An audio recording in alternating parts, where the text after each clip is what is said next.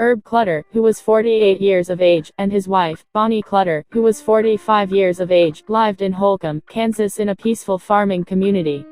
Herb and Bonnie Clutter had two beautiful teenage children, a daughter by the name of Nancy who was 16 years old, and darling, yet handsome son named Kenyon who was 15 years old, and both were still living at home, while their two elder daughters, Evna and Beverly, were grown and out of the house. Their neighbors remember them as being kind and hardworking. No one really had anything bad to say about them, except the occasional spat which would be resolved within minutes. But did a so-called forgiving neighbors or neighbors actually have a true hatred for the family? The day was November 15, 1959. It was a day like any other, with the Clutter family doing their usual day-to-day chores and errands. Herb, who was a prosperous farmer, was doing his list of being man of the house, but was also taking care of his loving wife, Bonnie, who was diagnosed with clinical depression and physical ailments since the birth of her kids, but like all supposed rumors, this was disputed.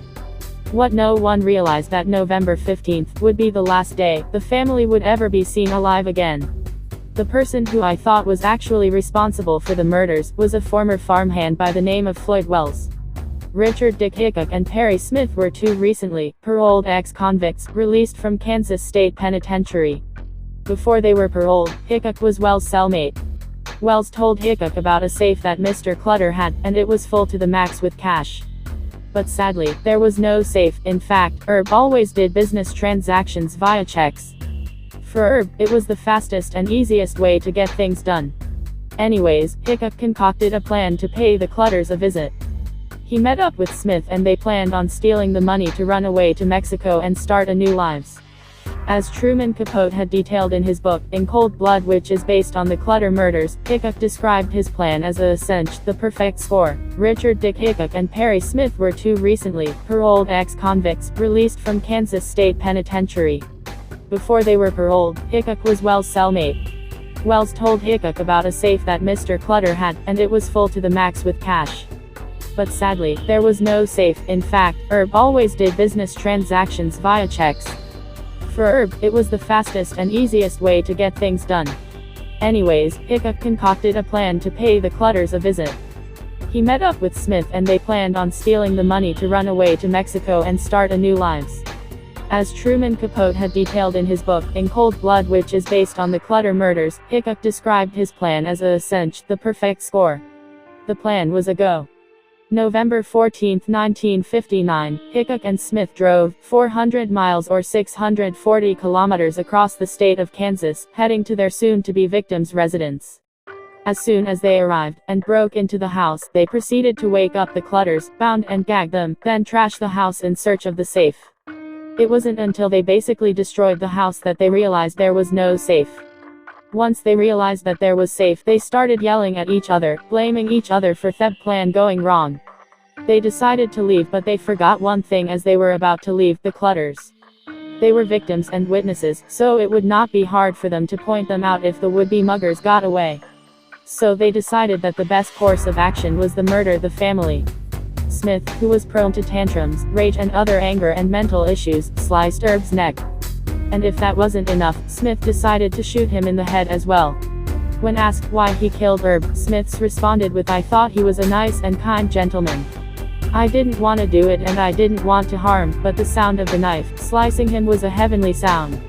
Plus I shot him to make sure he was dead." Kenyon, Mistress Clutter and Nancy were each murdered with a shotgun blast to the head. It was after Nancy was killed that Hickok thought it would be fun to sexually assault Nancy's body, but Smith prevented him. The murderers got away with a small radio, binoculars, $50 in cash, which was believed to have been changed from Herbert's $60 cash check. Herb's billfold and non-cash items were scattered along a first-floor bedroom. After the men were captured, Smith detailed the crime in his oral confession, also say that Hickok murdered both women. Smith refused to sign the confession though.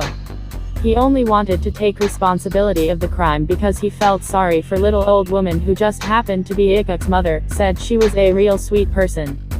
Hickok maintained that Smith murdered all 4 victims. Both men were sentenced to death. Smith was only 31 and Hickok was only 28 at the time the murders happened, were both executed. At the 36 years of age Smith, and 33 years of age Hickok, on April 14, 1965. A sigh of relief was heard when both were pronounced dead.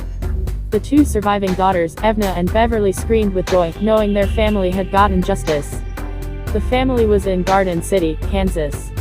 If you want to read more about the murders, you can download a copy or buy the book In Cold Blood by Truman Capote wherever books and audibles are sold. Good morning, afternoon and evening everyone, I am Brenna Victoria, and I really hope you enjoyed my video. Took me a while to find a new story that I hadn't heard of, one was one of those. Remember, don't forget to like, subscribe and hit the bell icon on my channel, as well as on my Instagram account at Brenna Victoria 2020. I will see you all in the next video. Until then, peace and love and stay safe. Bye.